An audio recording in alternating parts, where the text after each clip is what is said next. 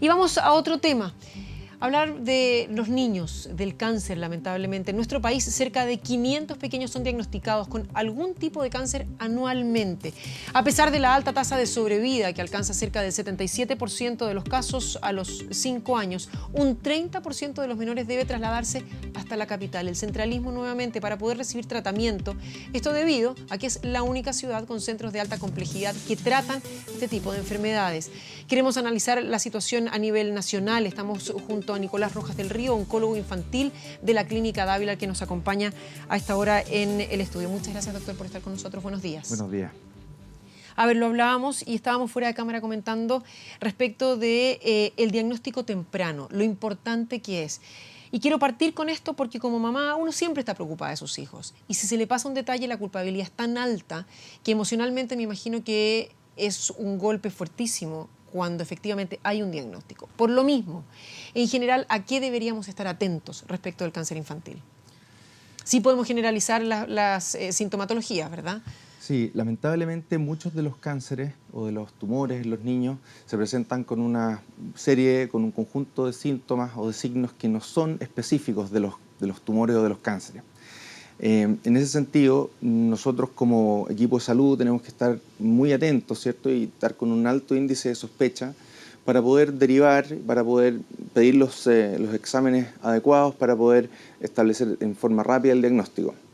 Elementos tan básicos como fiebre prolongada, como aparición de adenopatías o de ganglios múltiples, masas abdominales o aumento de volumen abdominales, y finalmente cambios en la conducta de los niños, alteraciones en la motricidad, pueden ser la punta del iceberg, pueden ser un elemento aislado que nos permita sospechar de una enfermedad oncológica. Ahora, doctor, cuando hablábamos y lo decíamos en la introducción, en Santiago están los grandes centros y centros especializados. ¿Qué pasa con aquellas personas que nos pueden estar viendo en regiones, incluso en zonas más rurales, donde hay tal vez un médico general, a veces un pediatra, y esa mamá que dice, yo sé que hay algo que no está bien? Por suerte tenemos en general las mamás una sensación de una sensibilidad distinta respecto de lo que pasa con nuestros hijos. ¿Cuándo continuar? Y cuándo, claro, nos pueden tildar también de exageradas, ¿verdad? Sí, es una muy buena pregunta porque es una delgada línea, ¿cierto?, dentro de lo que es una sospecha o una preocupación genuina y un alarmismo innecesario. En Chile, el sistema de salud, como ustedes saben, está muy bien estructurado en términos de derivación. Si uno está en un territorio muy alejado de los grandes centros, uno tiene un acceso directo a los grandes centros, debiera exigir al sistema, ¿cierto?, a los doctores que implementen las medidas para poder derivar a este paciente hasta establecer un diagnóstico o descartarlo. Eso está incorporado en la ley del auge, ¿cierto?, que es un sistema de protección para todos los chilenos, ya sea del sistema público o del sistema privado, que les permite acceder en forma lo más rápida y precisa al diagnóstico. Cuando hablamos de un diagnóstico temprano, de un buen diagnóstico, ¿hablamos de una sobrevida de cuánto por ciento? Bueno, en los países desarrollados, en Estados Unidos y en Europa, que son los referentes, ¿cierto?, del desarrollo del cáncer infantil, ellos cuentan con sobrevidas del 88-90%, incluso en algunos registros. Nosotros como país estamos bastante bien, estamos cerca de un 80%, como tú decías al principio de la nota, y sin embargo tenemos un 10% que nos pesa y que a veces no pasa por las técnicas de diagnóstico ni las técnicas de tratamiento que tenemos aquí en nuestro país, sino que pasa por la rapidez de establecer ese diagnóstico. Y ahí es donde tenemos mucho que trabajar. Vamos avanzando justamente, doctor, porque una vez que llega un diagnóstico de este tipo, para cualquier, y no quiero centrarme aquí necesariamente solo en el niño, sino que en el entorno también, la familia directa sufre una alteración inmediata, ¿verdad?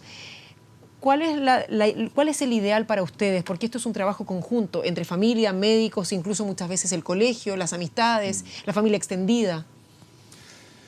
En términos de establecer un diagnóstico, bueno, como les decía antes, el índice... Y llevar a cabo el tratamiento, a eso apuntaba mi pregunta. Exacto, en la medida que nosotros podemos diagnosticar en forma rápida, podemos acceder en forma rápida al tratamiento, que está disponible en Chile a estándares muy altos, tanto en el sistema público como en el privado.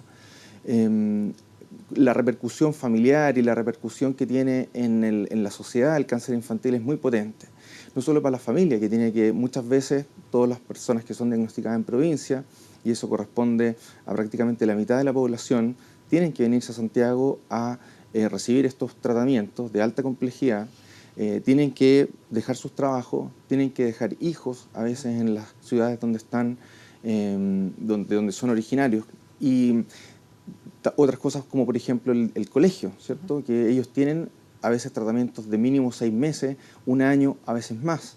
Por lo tanto, la incorporación del colegio, la incorporación de su red social, la incorporación de su red familiar, en todo este proceso es súper importante.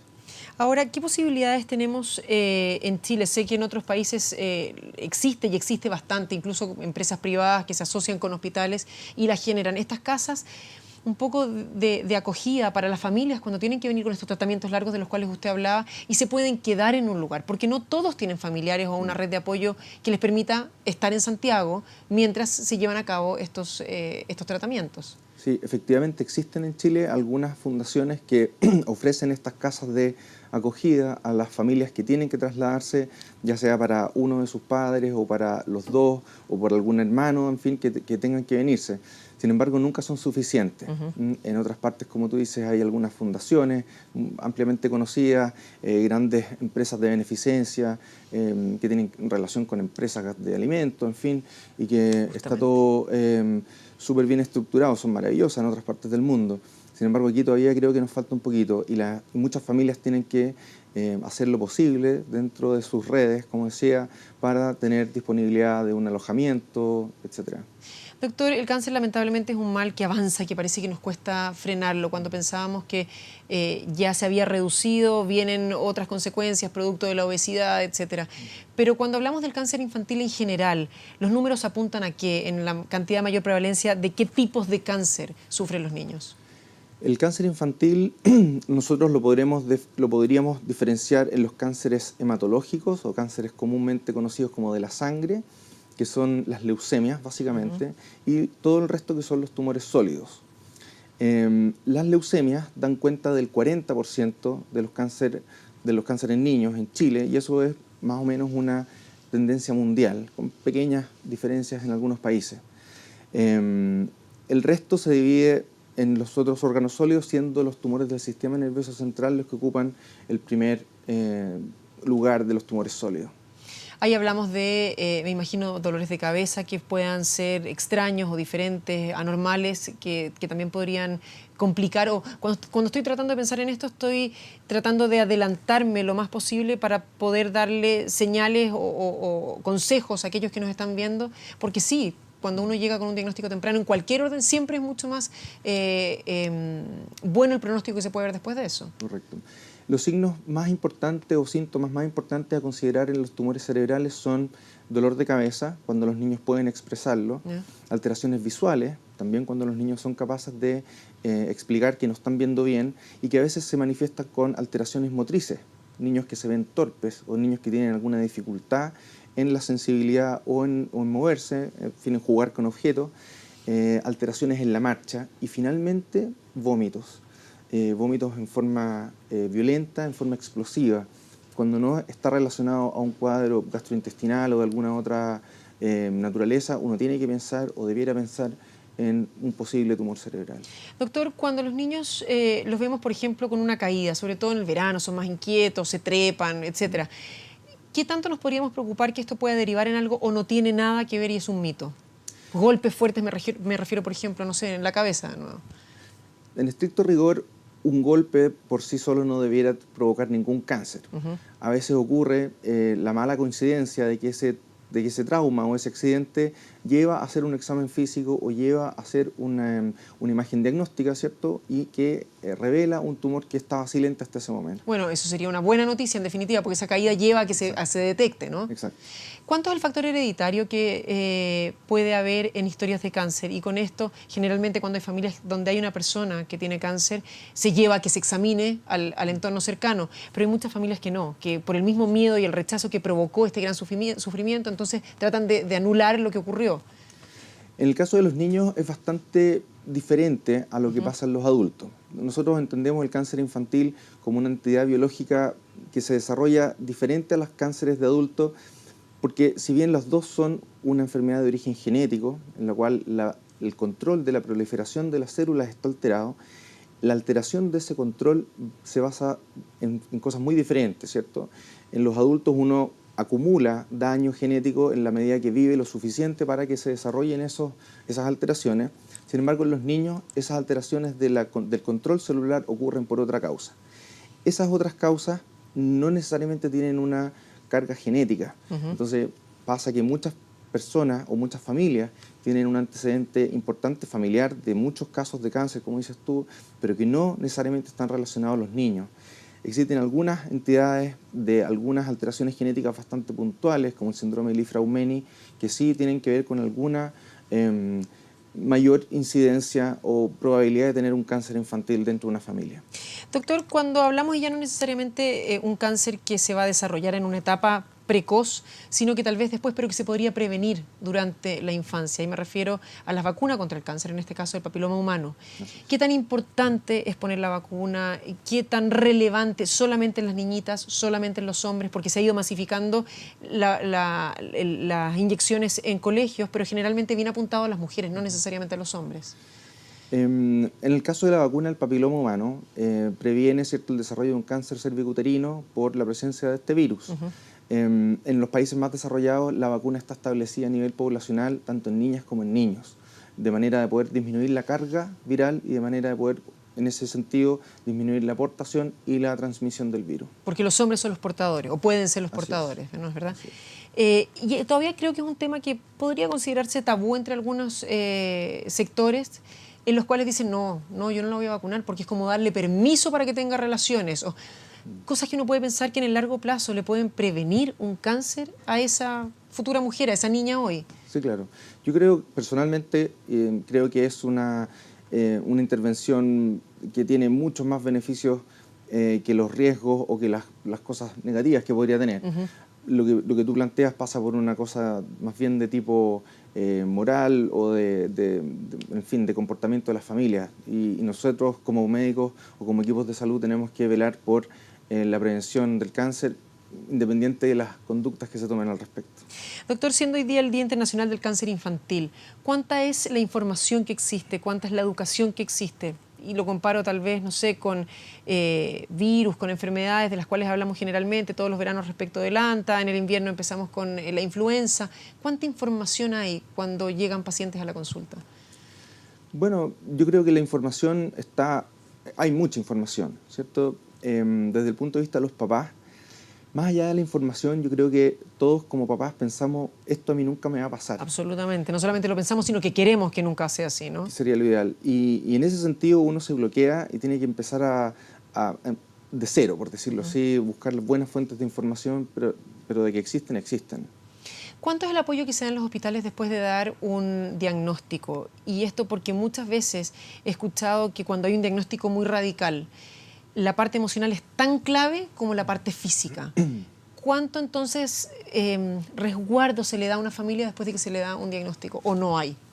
Es un tema muy potente. El impacto psicosocial o psicofamiliar que tiene el cáncer desde su diagnóstico, el tratamiento y la sobrevida, ¿cierto?, o el duelo en el caso de los pacientes que fallecen, es muy potente. Los grupos oncológicos, los equipos oncológicos en general cuentan con buenos sistemas de apoyo de psico-oncólogos, de psiquiatras infantos juveniles que tienen que prácticamente todos los hospitales.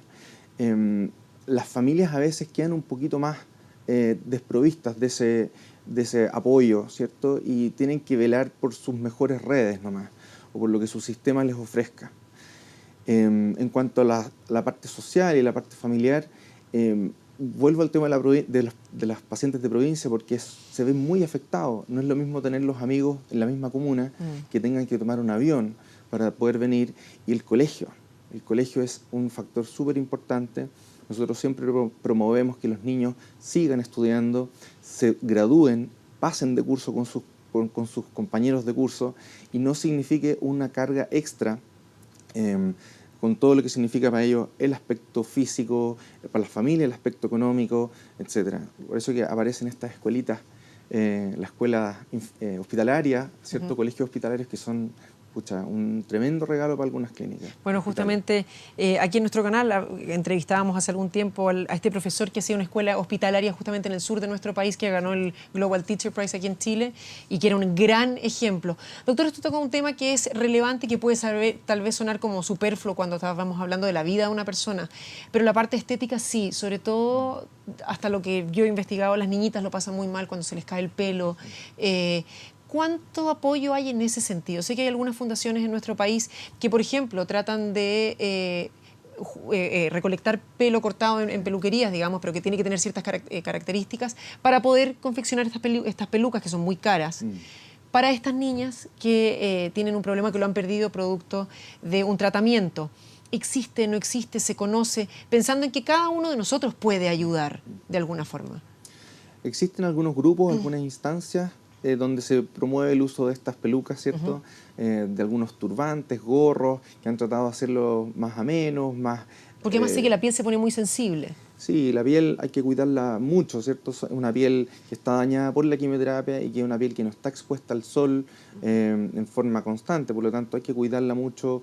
Y estas niñas o adolescentes, y también los hombres, también yo diría que los adolescentes en general, para ellos la imagen corporal es un punto clave en su momento biográfico, en su desarrollo, y esto atenta sin duda contra eso. La caída del pelo es uno de los más importantes. Sin embargo, muchos de estos niños, recordemos que tienen desnutrición, por lo tanto se ven con un aspecto muy adelgazado, o algunos ganan peso por los tratamientos, cosa que los hace sentirse muy mal. Ahí de nuevo entran estos sistemas de apoyo, los apoyos psicológicos, la familia. La familia. Yo creo que es lo más importante en estos casos. Apoyar entonces a esa familia de aquellos niños y poder ayudar de la manera que mejor se pueda. Doctor, muchísimas gracias por haber venido a conversar con nosotros. Gracias a usted. Que tenga buen día. Igualmente.